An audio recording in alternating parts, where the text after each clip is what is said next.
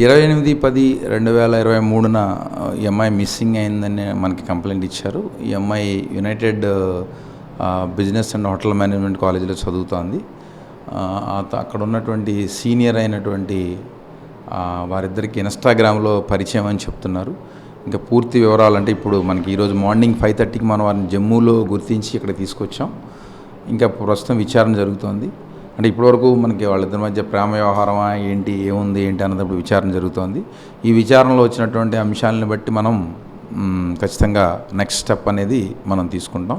అయితే ఈ విషయంలో మన గౌరవ డిప్యూటీ సీఎం శ్రీ పవన్ కళ్యాణ్ గారు స్వయంగా వాళ్ళ మదర్ని, పవన్ కళ్యాణ్ గారిని వాళ్ళ మదర్ కలవడం, ఈ కేసు విషయం గురించి చెప్పడం, వెంటనే వారు స్పందించి దీని మీద నాకు ఫోన్ చేయటం, అలాగే మా సిపి గారికి, ఇతర సీనియర్ అధికారులందరికీ కూడా ఫోన్ చేయటం, వెంటనే అందరూ కూడా స్పందించి మనం ఒక స్పెషల్ టీమ్స్ వాటిని ఏర్పాటు చేసి క్షుణ్ణంగా అన్ని విషయాల్ని కూడా మనం పరిశోధించి అన్ని విషయాల్ని పరిశీలించి, అలాగే సీనియర్ ఆఫీసర్స్కి ఏ రోజుకి ఆ రోజు మనం రివ్యూ చెప్పి మళ్ళీ వాళ్ళు ఇచ్చేటువంటి ఇన్స్ట్రక్షన్కి అనుగుణంగా మనం ముందుకెళ్ళిన తర్వాత అక్కడి నుంచి ఒక మెసేజ్ రావడంతో ఈ అమ్మాయిని జమ్మూలో ఉన్నట్టు కింద గుర్తించడం, అక్కడి నుంచి ఇక్కడ తీసుకురావడం జరిగింది.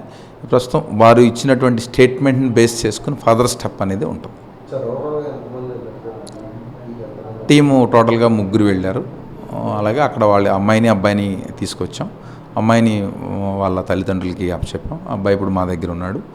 ప్రస్తుతం విచారణ అయితే జరుగుతూ ఉంది.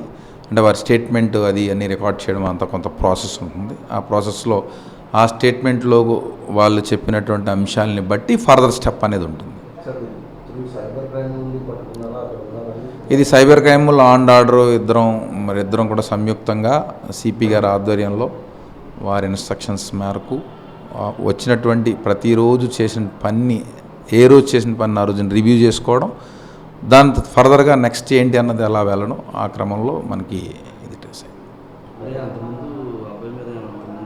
ఇంతకుముందు గతంలో ఈ అబ్బాయి ఒక అమ్మాయిని తీసుకెళ్ళాడనేటువంటి అభియోగం ఉంది. అది మిస్సింగ్ కేసు కూడా కట్టారు.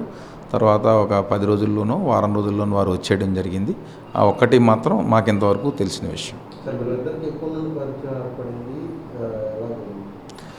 అవన్నీ కూడా కొద్దిగా అది విచారణల అంశాలు, అవన్నీ నేను బయటికి రివీల్ చేయలేను.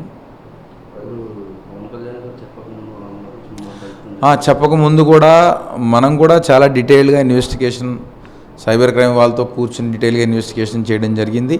ఎక్కడికి వెళ్ళినా కూడా హైదరాబాద్ కానీ ఎక్కడికైనా వేరే ప్లేసులు కూడా వాళ్ళ బంధువులు వాళ్ళ సమక్షంలోనే మనం వెళ్ళడం జరిగింది. వాళ్ళు హైదరాబాద్లో ఉన్నట్టు కూడా గుర్తించడం కూడా జరిగింది. అలాగే డిప్యూటీ సీఎం గారిని కలవడానికి ఒక 8 లేదా ఒక వారం రోజుల ముందు మళ్ళీ వారు వచ్చినప్పుడు, అంటే ఎలక్షన్స్ బిజీ అంతా అయిపోయిన తర్వాత వారు వచ్చినప్పుడు నేనే స్వయంగా వారిని సైబర్ క్రైమ్కి, ఆ కుటుంబం వాళ్ళు వచ్చారు, వాళ్ళ అమ్మగారు వాళ్ళు వచ్చారు.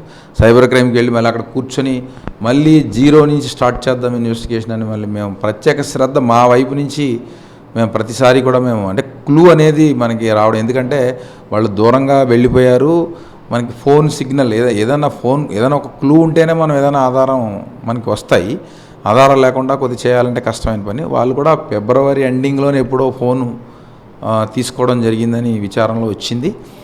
తర్వాత ఆ ఫోన్ని వాళ్ళు అంటే ఎవరికి చేయకపోవడం, ఫోన్ ఉన్నంత మాత్రం ఫోన్ ఎవరికో ఇక్కడ ఉన్న వాళ్ళకి, లోకల్గా ఉండే వాళ్ళకి ఎవరికో వాళ్ళకి చేయాలి, అవన్నీ ఆ డిలే వాళ్ళు చేయకపోవడం. అట్లా ఈలోపు పవన్ కళ్యాణ్ గారు స్పందించడం, డిప్యూటీ సీఎం గారు స్పందించడం, ఈ అన్నిటి మీద వీళ్ళని మనం గుర్తించడం జరిగింది.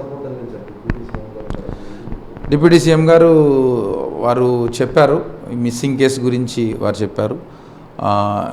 ఎట్లా అయినా ఎట్టి పరిస్థితుల్లోనూ కూడా నేను ఆ తల్లి పడినటువంటి మా వేదన అంతా విన్నాను. మీరు ఖచ్చితంగా పటిష్టంగా దీంట్లో ప్రత్యేకమైనటువంటి శ్రద్ధ చూపించాలని వారు కోరారు. అదేవిధంగా అధికారులంతా కూడా స్పందించారు.